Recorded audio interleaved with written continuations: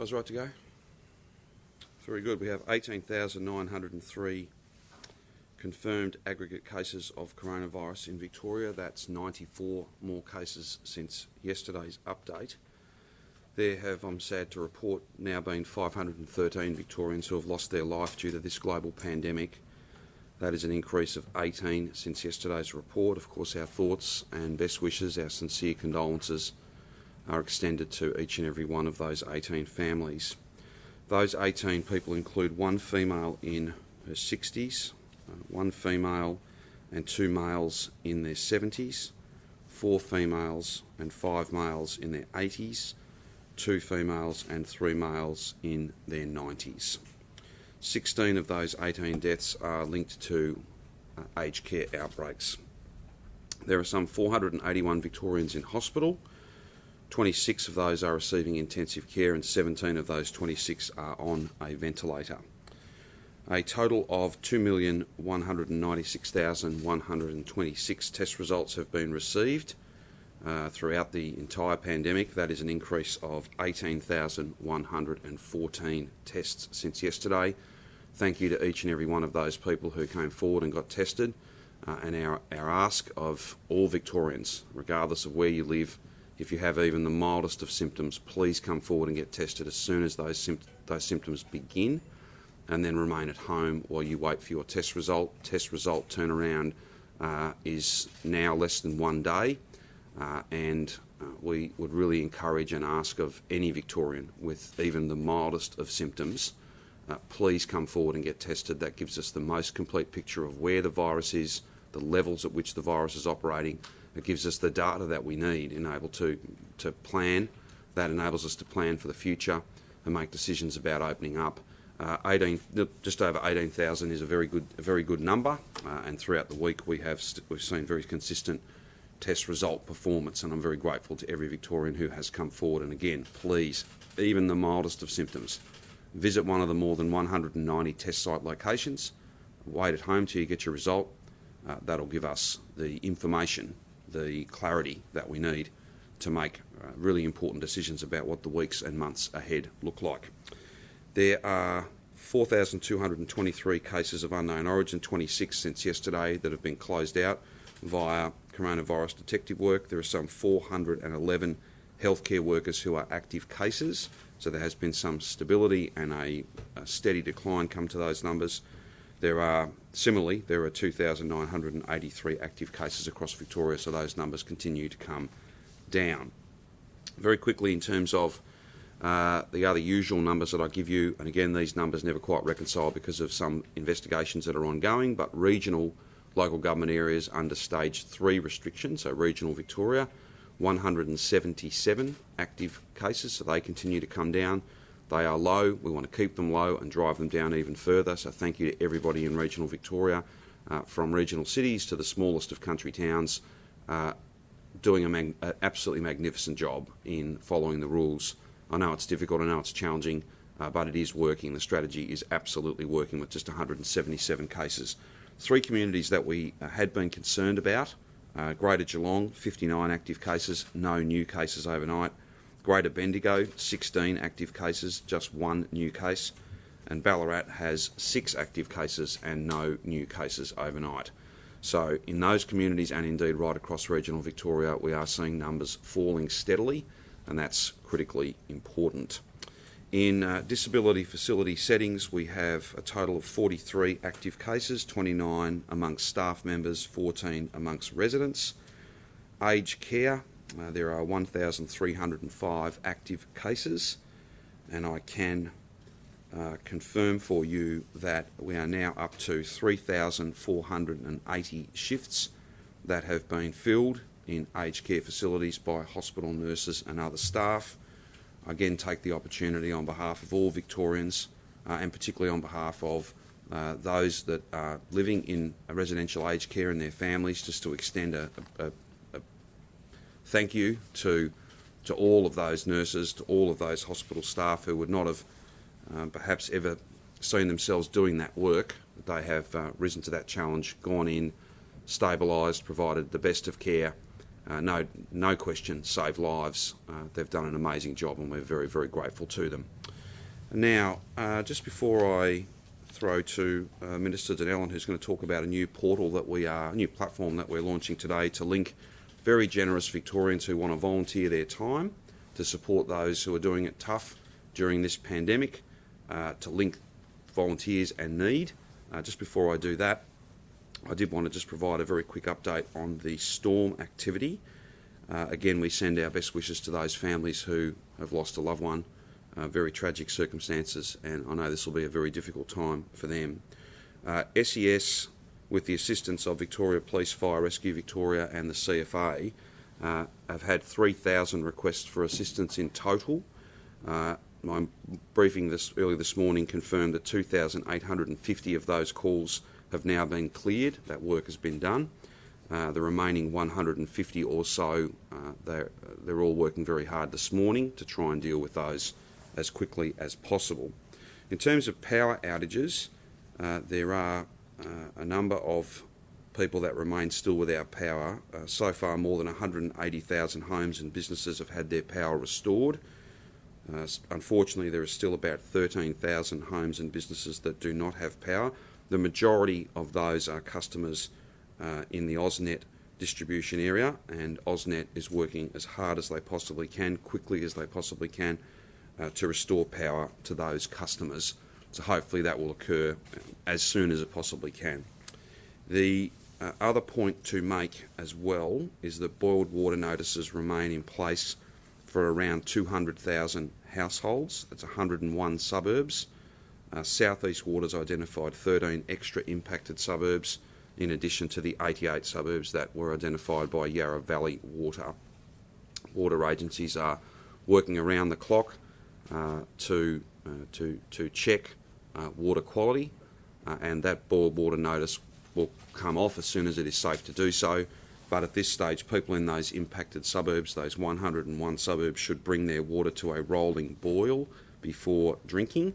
So a rolling boil before drinking, preparing beverages, washing, preparing food, baby formula, brushing teeth, or making ice. It's very, very important that people just have that extra precaution, a rolling boil, so that people aren't getting sick because of the unavoidable issues with power at one particular water treatment plant. That won't be there any longer than it needs to be, but that remains the position and the advice of health authorities. So that is essentially all the things I needed to update you on. I'll now ask Luke just to speak to the way in which we're connecting very generous Victorians who have been and want to continue and want to expand their volunteer work. It's a very impressive thing to see so many people reaching out to support their fellow Victorians, and then we're happy to take any questions that you have.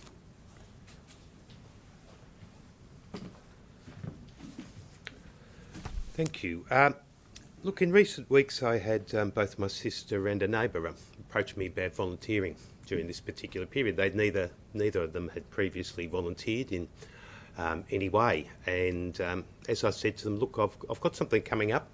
Don't have it immediately, but we're just finalising a portal, We Volunteer portal. So in other words, it's very much a portal about linking our community service organisations, our volunteers together. So in other words, it's a credentialing service for those who want to volunteer. So for someone like my sister or the next door neighbour, they would put on their skills, and their skills are varied and multiple, and say that I would like to volunteer, I've got these following skills.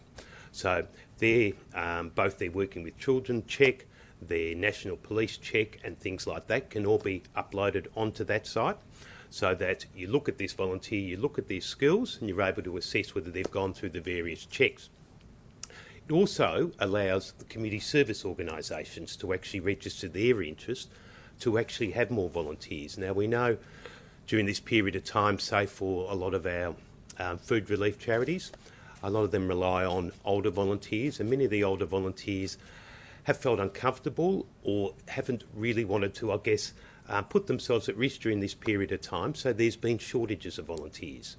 So in other words, what we're trying to do is bolster that capacity for our food relief and other community service organisations to actually have those volunteers they need. So it might just actually be something like making phone calls during the week to someone who's lonely. So people might ring up the COVID hotline and actually say, look, I'm feeling a little bit isolated and so forth. So in other words, a volunteer would be identified in that instance. So it would be the COVID hotline would refer it off to one of the community connectors, which are based in our local government areas. And subsequently they would connect the volunteer with their community service organisation, say in Narre Warren, that needs a few more volunteers to actually deliver food, to pick up pharmaceuticals, to deliver them and alike. So it's very much about trying to bolster that. We have about 2.5 million volunteers each year undertaking work in Victoria.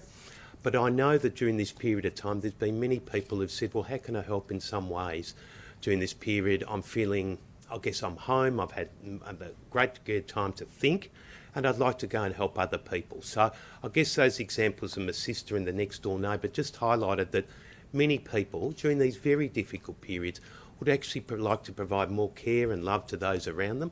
And this is, I guess, a portal to allow that to actually occur. It's been developed with Volunteering in Victoria. We've actually put it through an accessibility test to try and make it as simple and as usable as possible for people. So it's actually gone through that to ensure that old, young, and everyone in between is actually able to access that portal and register, including the community service organisations. Volunteer in Victoria has done a marvellous job. They will also be auspicing grants on our behalf for 12 different community service organisations to actually train volunteers and train organisations to have actually COVID-safe environments. Because we know some organisations, because of the physical environment, can't actually set themselves up in a COVID-safe way, but many organisations may be able to with that advice. So we're also providing grants, I think 12 grants of $25,000 each, which are being auspiced by Volunteer in Victoria to actually ensure we provide a safe environment for those people who wish to actually take up the opportunity of volunteering. So the site is wevolunteer.org.au, so people can go and have look at that today. And Volunteer in Victoria will also help community service organisations to set up their requests in a sense of what they actually need to actually have the good work they're doing continue each day. Thank you. Very good. We're happy to take any questions you have. Premier, last night the Chief Health Officer was tweeting in response to questions about a potential household bubble, saying it was under active consideration. Just what sort of plans are underway there? Well, there's work going on across the board to get us to a situation where we can make announcements about what the weeks and months ahead look like. We know there's been a lot of feedback in relation to people who live on their own, people who, without others in their household, are really doing it very tough. We'll have more to say about that at the appropriate time. These numbers today are clear evidence that the strategy is working to be under 100. We want to continue to drive those numbers down further. Of course, if we were to open up even with 94 cases per day, then it wouldn't take too long before it wouldn't be 94, it'd be a much bigger number. And all of the sacrifice, all of the hard work that Victorians have done would be for nothing. So we don't want that. So it's a bit early for us to finalise those matters, but we're certainly looking very closely at that because we do know, because we've had a lot of feedback, that this is particularly challenging for those who live on their own, and we want to try and support them, and indeed every Victorian, with a clear, dedicated, logical, but also a meaningful plan for opening up. And it's just a little too early for us to be able to settle on that. But as these days pass, and we see, hopefully, through a lot of hard work, even lower numbers, that'll give us the certainty to be able to map out what the weeks and months ahead look like. So are you just looking at something which might be for single-person households or more households? Oh no, I think that the notion of movement and the notion of being able to spend time with, say, your immediate family or with someone who was nominated if you are a single person, that's something that we're looking at in a broader context. That's I think, the appropriate thing for us to do, but it's not quite the time yet for us to be able to announce that. But as soon as we can, as soon as we've got confidence that, for instance, wouldn't undermine all the good work that's gone on, that wouldn't put at risk getting to the other side of this second wave and then being able to open up meaningfully, then we'll have more to say. And just with regards to that, sorry mate, would it still be within like a 5-kilometre limit if you did have a bubble? Yeah, those issues are not settled, and I think what you would do, what we'll do is we'll continue to do the work to develop something that, again, meets a need but doesn't undermine the strategy. It doesn't do anything to contribute to numbers going up. We want to drive them down even further, and they do have to get lower than they are now in order for us to outline a positive, properly supported, logical and safe plan to open up. It is a very, very difficult balancing task in order to be confident that you're going to protect public health, that you have truly defeated the second wave, but also it's not just about protecting lives and saving lives, it's about saving livelihoods as well, and that's what we're focused on, and we will have more to say about that soon. But we've still got a couple of weeks to run in terms of the stage 4 restrictions as they've been announced. They are working, and today it's a beautiful sunny day, and I just say to people, it's not just one day. We want to get to the other side of this and allow people to enjoy all the things that Melbourne and Victoria is famous for, and no one today, please don't be doing anything today that would undermine this strategy. Please don't do anything, don't make any choices that would contribute to the spread of this virus. We are so close to driving this down to very low numbers, and we've all just got to find a way to stay the course.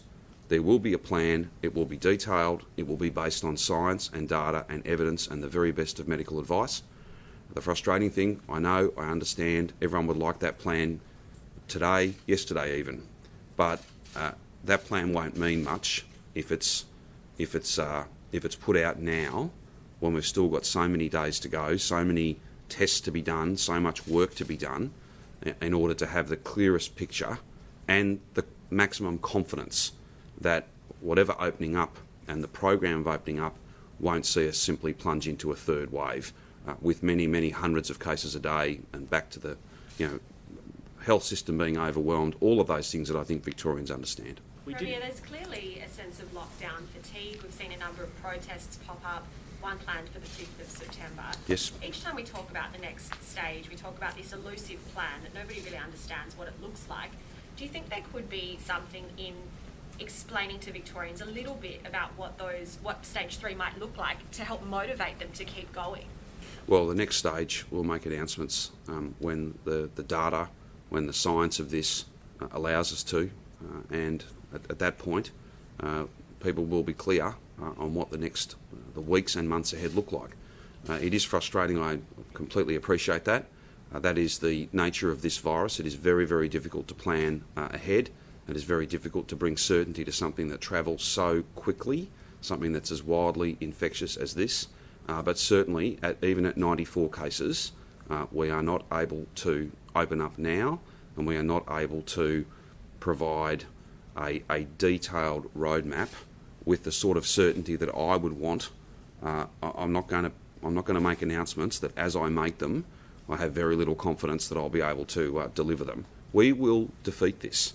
We will make announcements soon about the path ahead, but we still have to see further days of these numbers dipping, and we want them to come down to a very low number, the lowest number we can get them to, because that will mean we can have much greater confidence that we can stay on top of this and open up. These restrictions are not there in many respects to keep the place closed down. They are in place to defeat this virus in its second wave and then give us the confidence that it's at such low levels that we can then progressively, steadily, safely open up to protect lives, yes, of course, but also to look after livelihoods as well. Just using that. Protest planned for the 5th of September, the Assistant Commissioner yesterday had some very strong language to describe people who were interested in participating, talking about. I thought he put it in very plain terms that every Victorian could relate to. Look, I think there's a degree of frustration in the Victorian community. I get that. People are fatigued, as Jody just said. No one's enjoying being locked down. No one's enjoying being in the midst of a global pandemic that is deadly, that is widely infectious. But I think we can all be positive and we can be optimistic that these numbers are coming down. The strategy's working. We will have many more announcements to make about that pathway ahead. What do the weeks and months ahead look like? A massive plan of investment and support for jobs, for business, for workers, and for strength right across the Victorian economy. That is not for right now, but it will come as soon as it can. I just say to every Victorian, please make choices that contribute to this strategy working. Please don't make choices like going to a protest that would potentially undermine this strategy. You don't have the right to make that choice.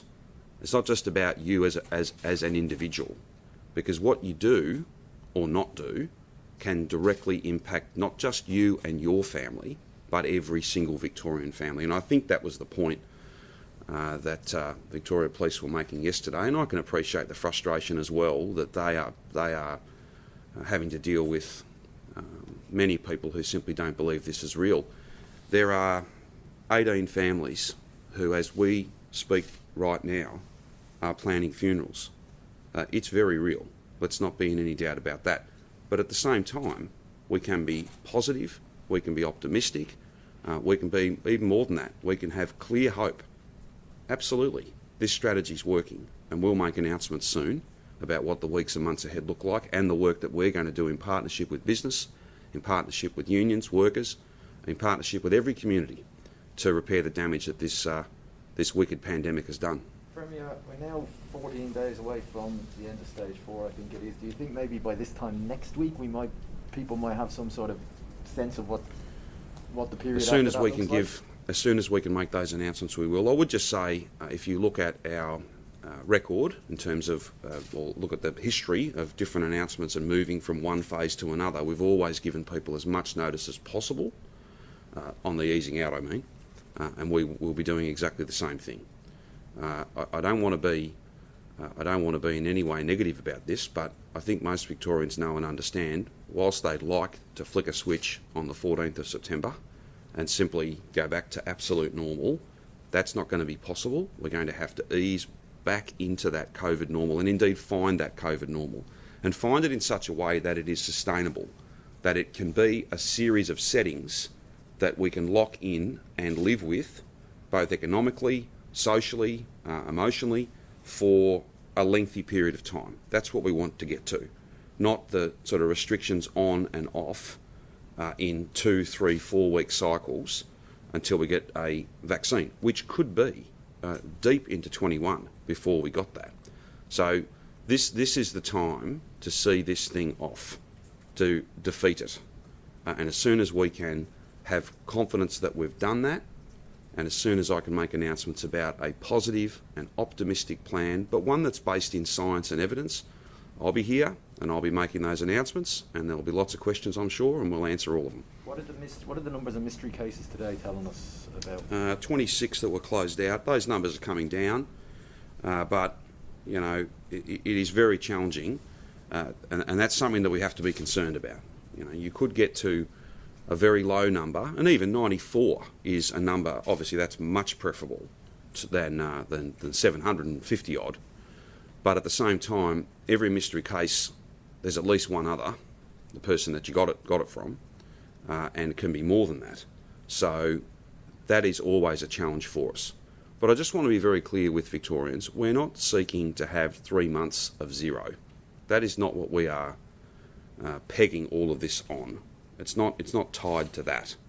But what we've seen and what we know all too well, all of us, is that what might be a handful of cases, if you are too open too early, they don't stay a handful for long.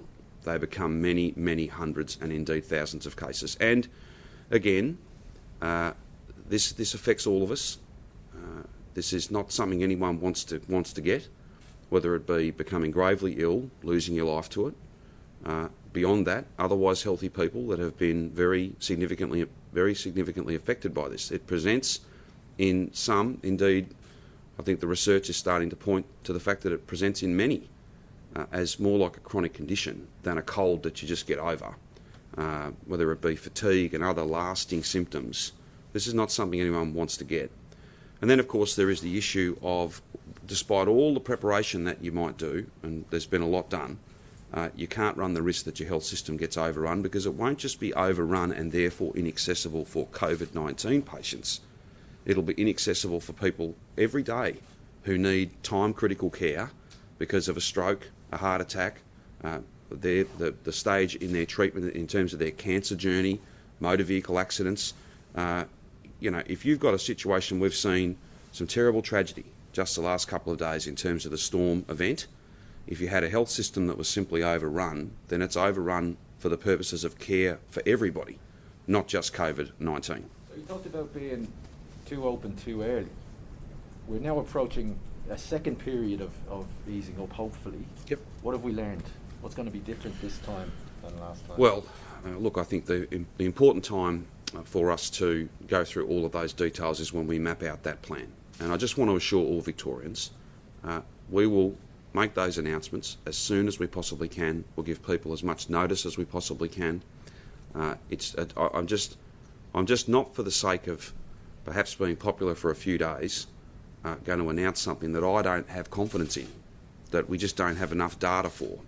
But people can be rightly optimistic and positive about the fact that this strategy is working and that we will see this off, we will defeat this in the second wave, and then there will be a clear plan for opening up and a massive package of support to grow confidence and investment, to save jobs and create new jobs. That's our commitment, that's our record, and that's exactly what we'll do. But Premier, we didn't need a singles bubble in the previous stage 3, so clearly, even if we do get to that, it is going to look different in some way, shape or form. Well, it will, and the time for me to go through all of those things is when we're ready to make those announcements, and that'll be with as much notice as possible before the end of stage 4. People might see that 94 figure and feel quite happy about it, despite obviously the sadness of the deaths that you've reported as well. People should be positive. What These was numbers your are coming response? down. What was your response when you saw that number? Well, I get a phone call at about 10 o'clock most evenings, in fact 10 o'clock every evening, to tell me what's on the board, as it's termed, how many cases are confirmed at that point. There's always a little bit of movement back and forth. We were just over 100 at 10 o'clock last night, but every now and then numbers will come down. They normally tick up a little bit, but last night they came down. There'll be some duplicates, there'll be some other issues. Yes, I'm very pleased to see this strategy's working, and I'm very grateful and very proud of every Victorian who is working so hard to make this strategy work. And sometimes it's people that are working on the front line, nurses, police, but really every Victorian is working to deliver this outcome by following the rules, by understanding and appreciating that it's hard, it's very hard. But just because we want it to be over doesn't mean we can pretend that it is, and it isn't yet, but it's working. And that's why people can have a sense of optimism and a sense of absolute confidence that the strategy's working, and soon we will be able to outline exactly what the weeks and months ahead will look like, and that'll be more certain, more meaningful, more real. Won't just be commentary. It'll be a plan based in science, medicine, and evidence, and that's what we have to do. We have to be absolutely clear that following the advice of the experts is not only something that is required, it's something that has served us well and will continue to. Premier, with regards to that roadmap, are we looking at a 2-month plan or a 6-month plan being released? Well, what we hope to be able to do is to outline a plan that is not just for the short term, but is a plan that gives people as much certainty as possible about what life without a vaccine looks like. And of course things do change quite dramatically once we get the ultimate fix to this, but again, very frustratingly, none of us can predict exactly when that will be. It's got to be developed, it's got to be proven, it's then got to be manufactured, it's got to be administered. That is not a simple process, but we hope to give people, and we will give people I should say, the clearest sense of how these restrictions will be eased, what that COVID normal looks like, and how we hope things will run right the way through until a vaccine comes. Now, having said that, there will still be positive cases. There will be outbreaks. That's part of that COVID normal. Hopefully they're very, very low numbers, and hopefully we, in really staying the course now, can defeat this to such an extent that those numbers are very, very low, and they can be dealt with on their merits as individual cases and outbreaks, rather than having to go to whole of suburb, whole of city, whole of state rules. That is the aim, and that plan and all of its elements becomes much more certain, much more real, with the benefit of a few more days, a longer period, where we continue to see these numbers fall. That's why, despite the sunny weather today, I just ask my fellow Victorians, please do not do anything today or tomorrow that might jeopardise this strategy working.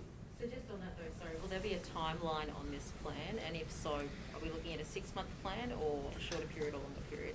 Well, we'll make those announcements in due course. There is, of course, the issue around which rules apply. That matter won't be settled until we're in the Parliament next week. So you need to have some confidence about what legal authority will sit behind these things. That's it's not a comment. It's just a matter of fact. So can we expect then that this plan won't be released until those emergency powers pass Parliament? I wouldn't put it in quite as stark terms as that, but it's obviously much easier to have a clearer view about a long period, which is what Victorians want. It's what we want to be able to deliver once we've got certainty around those matters. But again, every day these numbers fall is a good day.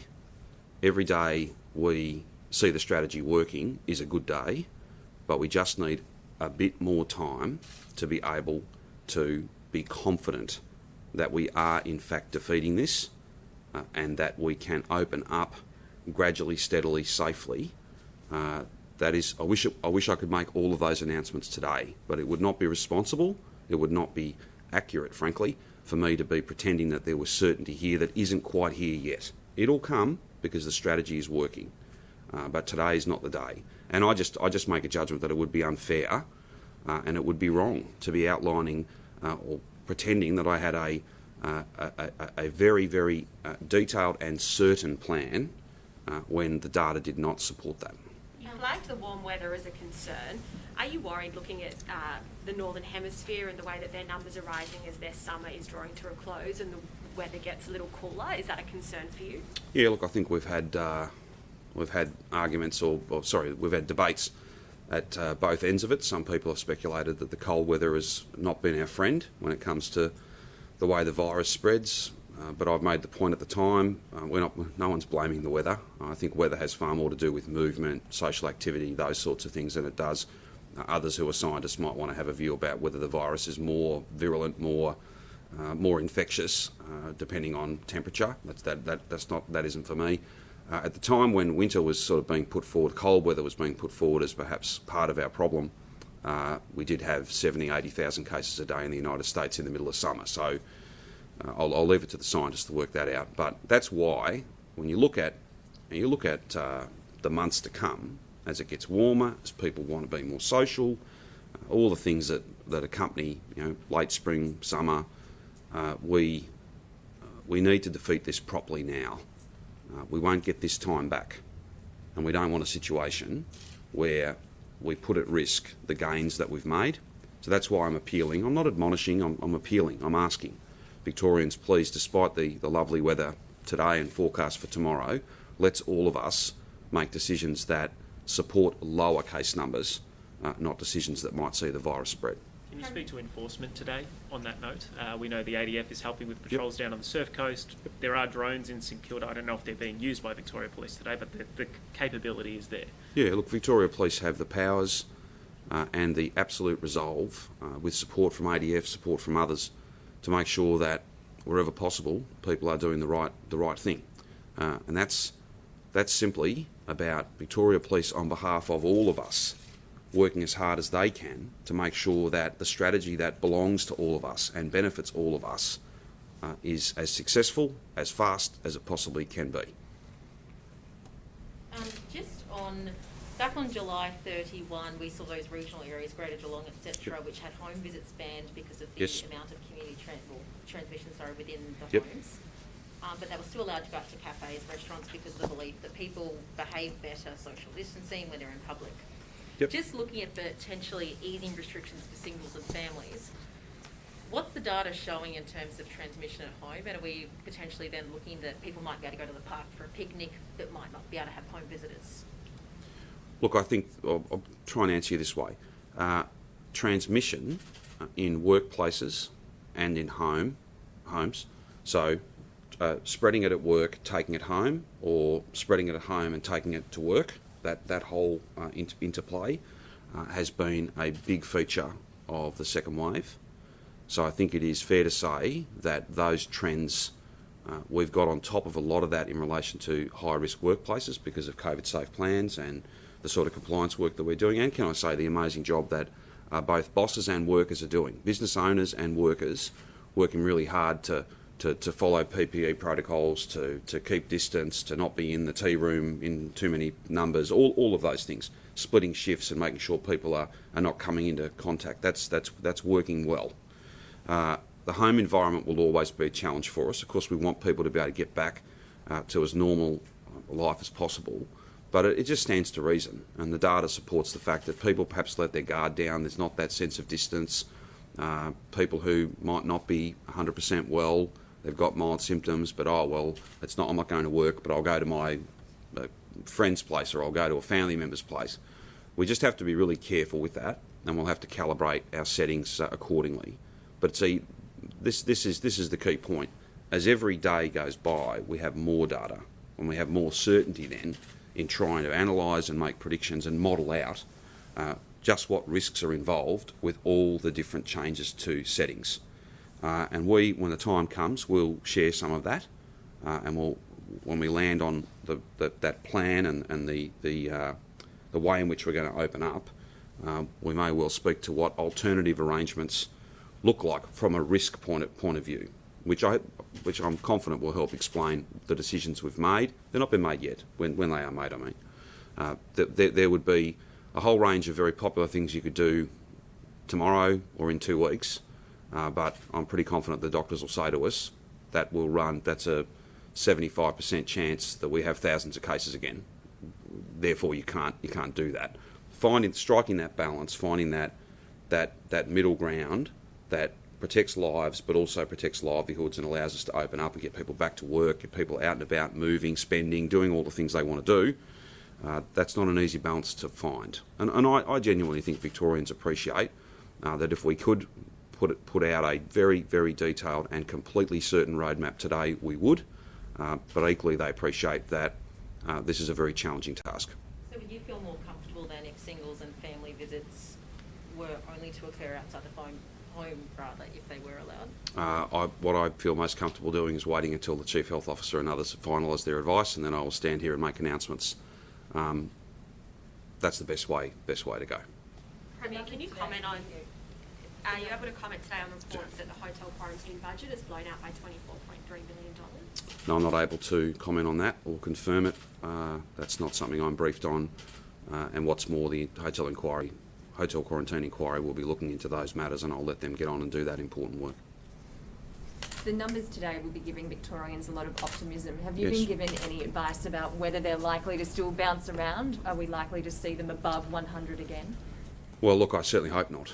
But that really is in the hands of every single Victorian in terms of the decisions we make, the choices that we make, and whether we just find that absolute determination to see this thing off, to defeat it, and to defeat it properly. I've used the bushfire analogy many times. It is a public health bushfire.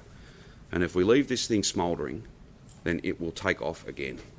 We have got to put this out. We've got to get it down to such low numbers that we can then lock in a program to ease and then a COVID normal that will run, not for weeks, but for many, many months. Even then, though, there will need to be rules, whether it's masks, the fact that if you've got it, you have to stay at home for 14 days, all of those things we've talked a bit about this week. That's the position that we want to get into. Defeat it, get past the second wave, and then lock in as much economic activity as we possibly can. That repair work, to try and deal with the damage, big job of work to repair the damage that this pandemic has done to the economy, to communities, to families. That's where we're going to get to. It's not an if. I'm absolutely confident we are going to defeat this, and Victorians should be confident. But on the other side, we will have as much economic activity as we can possibly have, and we are absolutely determined. A massive program of investment, a massive program of support for jobs, for skills, and to bring strength back to the Victorian economy and to get us back where we are always at our best, out in front, leading our nation. Question from the news desk, the sports desk. Is there any way you can see crowds being able to gather this summer for the sporting events that we're used to, thinking Boxing Day test, tennis, stuff Sure. like that? I can't predict what's going to happen in relation to crowds. That'll have to be, well, I think logic tells you that has to be driven by the amount of virus we've got, how successful, firstly, the defeat of this second wave is, and then the settings and that kind of settling into COVID normal. I think that COVID normal can involve some crowds, but the size and makeup of those and the different procedures that you would need to undertake, that'll be a matter of medical advice. The public health team are rightly the ones to think through those issues. I would just say though, Noel, it's not unimportant.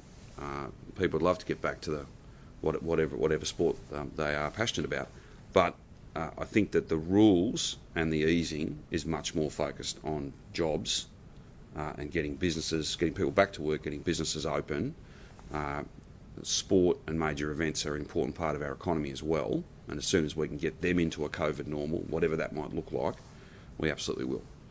Okay, so we talk about COVID normal. So in the absence of a vaccine set, what we're used to seeing every summer and those sporting events, that's not realistic to expect it to happen in a normal way. Well, look, I don't think we're going to see 100,000 people at the MCG for quite some time. Doesn't mean there won't be some people, thousands of people at the MCG. I'm not quite sure what that number would be, and I don't want to predict that now. That'll be the function of how much virus is out there and how that COVID normal is going. And yes, back to this point, there will be some cases, there will be some outbreaks. How successful we all are in terms of pouncing on those, that will be what really determines whether we can have big crowds back and whether that part of normal life can be incorporated in our COVID normal life. Sadly, it's a bit too early for us to say that. The other thing too is that we'll learn from some of the other examples, whether it be other parts of the world or indeed other parts of our country where they do have crowds, and they've been able to see that there's not just a trial, they're actually doing it, so we can have a look and see what experience that they've been through as well. Any other issues? Luke? Certainly. Can we ask you, Luke? Yeah, some absolutely. questions? Can ask Luke as many questions as you like. Sorry. Yeah. Okay, so you're putting volunteers and people in need together. How are you going to make sure that doesn't then lead to people moving around the community in ways that you don't want them to be moving around the community? So do you mean in relation to COVID-19 or Yes. do you mean well, that's why we've also put out the grants to assist community service organisations actually be prepared in a safe way to actually take volunteers. So in other words, we've got Volunteering Victoria identifying 12 different community organisations to actually provide the training and assistance to community service organisations and also staff to ensure they are COVID safe. So that's part of that whole exercise, to ensure that we are providing a COVID safe environment for people to volunteer in as well. Of course, those which are ongoing, like say Food Bank and so forth, they've already got their COVID safe plans in place already. So many of the organisations are already doing that and doing that in a safe manner.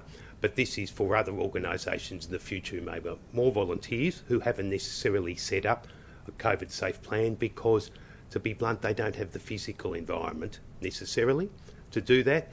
They might in the future under different restrictions and the like. So that's why we're doing that advice, providing that advice as well through those expressions of interest for 12 different organisations to do that training. So you'd have people participating in this program then getting trained in like infection control and... Yes, well, so in other words, the organisation would be provided advice of how to ensure that your volunteers are safe. Can I ask, mental health has been a real concern during the lockdown, particularly in stage 4. You flagged earlier having volunteers perhaps help out at the COVID hotline. How do you ensure that those people have adequate training? Not so much the COVID hotline. The COVID hotline is where they'll ring through and that there'll usually be an answer from someone like Red Cross and so forth who's skilled and got therapeutic training and the like, so they will then refer them on to a local community connector at the, say, City of Casey in my local area, and they'll put them in contact through that. So it's actually through the coronavirus hotline there'll be a referral to a local community connector, which is part of the community activation and social isolation program, and they'll be put in contact there and said, if you're comfortable volunteering and you'd like to just ring people who are feeling lonely, then we'll arrange that for you. And I can tell you that in terms of a lot of my electorate office staff are ringing around people who we identify as either single or lonely and so forth. Most are very, are comfortable at the moment, but you will find 10, 20% who want to sit on the phone for 10 minutes. And that's a sign of the fact that they're missing that social interaction, that social intercourse that we all need. So that's why just at my electorate office level, we've been doing that as well, on top of the fact, and funnily enough, we're coming across the same group of people, or often coming across the same group of people that City of Casey is doing as part of that program. Minister, from that perspective of people being lonely, would you be pushing for singles and families to have visits allowed after September 13? Well, it's not so much, that's decided by the Chief Health Officer. I recognise that as an issue, but that is very much for the Chief Health Officer to provide advice to the government to make those assessments. So, yes, but look, of course people need that social interaction, and maybe at the moment it needs to be done by phone or FaceTime or Zoom or Boom or whatever else the case may be. But, would we want, a whole lot of people out there going visiting friends this afternoon? No, I don't think that'd be appropriate, because to be blunt, we want to try and get on top of this and actually, provide an environment where we can actually go around and visit friends and know it's safe. All good?